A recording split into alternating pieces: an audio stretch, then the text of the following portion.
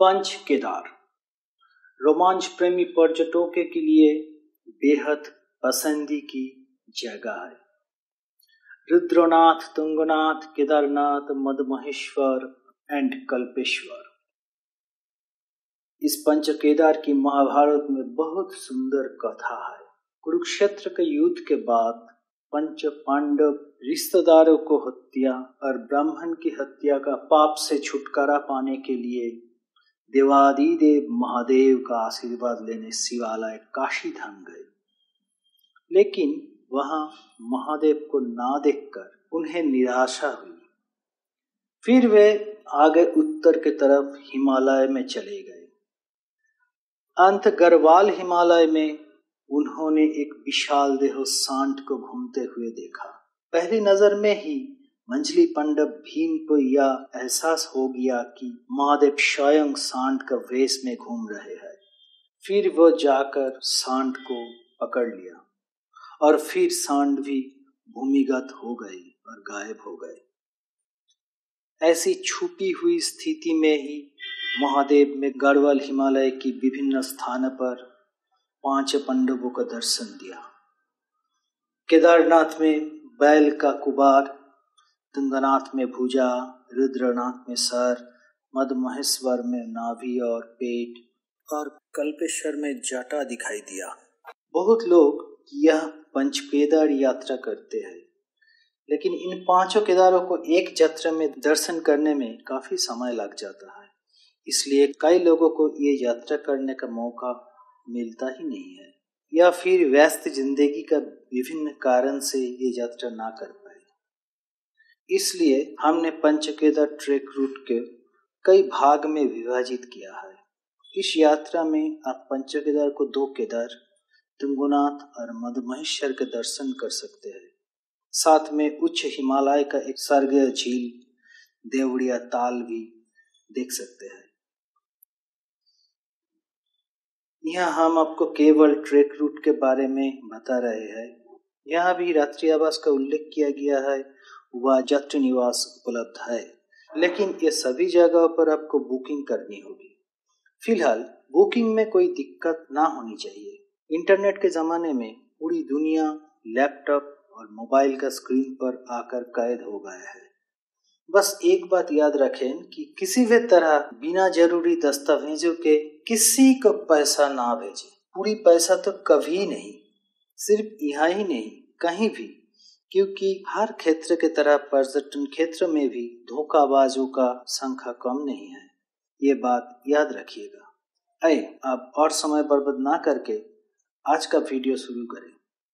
अगर आपको हमारा वीडियो पसंद आता है और आपको लगता है कि हमारा प्रयास अच्छे है, तो कृपया हमारे चैनल को सब्सक्राइब करें और बेल आइकन पर क्लिक करें, ताकि हमारे चैनल के अगले वीडियो का नोटिफिकेशन आपका मोबाइल तक पहुंच सके। चलो तो फिर शुरू करते हैं। पहले दिन हरिद्वार से कनकचोरी पहुंचेंगे।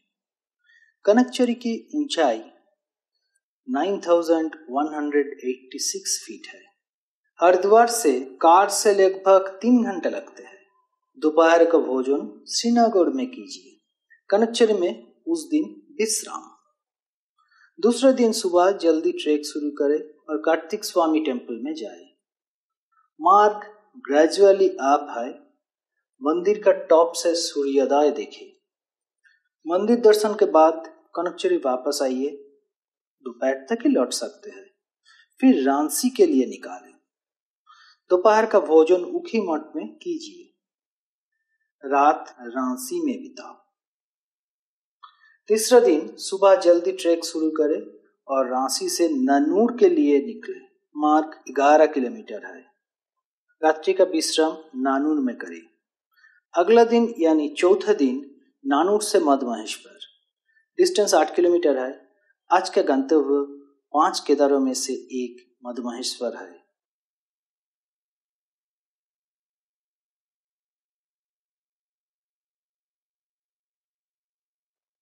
पंचवें दिन सुबह होने से पहले बूढ़ा मदमहेश्वर टॉप के लिए निकाले, सूर्योदय देखें। इसके बाद मदमहेश्वर वापस आ जाए। नाश्ते के बाद गोंडर के लिए आगे बढ़े। अगर आप सुबह 9 बजे भी निकलेंगे तो दोपहर तक गुंडार पहुंच जाएंगे। छठे दिन गुंडार से रांची पद यात्रा, दूरी 6 किलोमीटर है। फिर रांची से कार का सवारी होके साड़ीग्राम, अब वहां से देवरिया तल पैदल यात्रा करें। सरगिया झील का किनारे एक तंबू में रात बिताएं। 7वें दिन यहाँ बर्फ से ढके हिमालय के बीच सूर्योदय दिखे। फिर कुछ सूखे नाश्ते करने के बाद वापस साड़ीग्राम चले। फिर वहां से कार में चपता, साड़ीग्राम से चोपता लगभग 3 घंटे के ड्राइव है। बात यही खत्म नहीं हुई, इसे शुरुआत कहा जा सकता है। यहाँ से ही 5वां केदार में से दूसरा केदार तुंगनाथ के दर्शन के लिए जाना है। ध्यान दे कि तुंगनाथ 5 केदारों में से सबसे ऊंचा है, इसलिए नाम है तुंगनाथ। मार्ग चढ़ाई वाला है लेकिन दूरी ज्यादा नहीं है, केवल 3 किलोमीटर। आप चाहे तो घोड़े भी ले सकते हैं, इससे कुछ समय बचेगा। तुंगनाथ में रात्रिवास कीजिए। अगले दिन अंधेरा रहते हुए ही तुंगनाथ से चंद्रशिला की ओर प्रस्थान करें, वहां से अद्भुत सूर्योदय देखें। इसके बाद वापस तुंगनाथ। नाश्ता चोपता में करें। इस दिन चोपता में ही रात बिताना है। 9वें दिन चोपता से हरिद्वार वापस आए।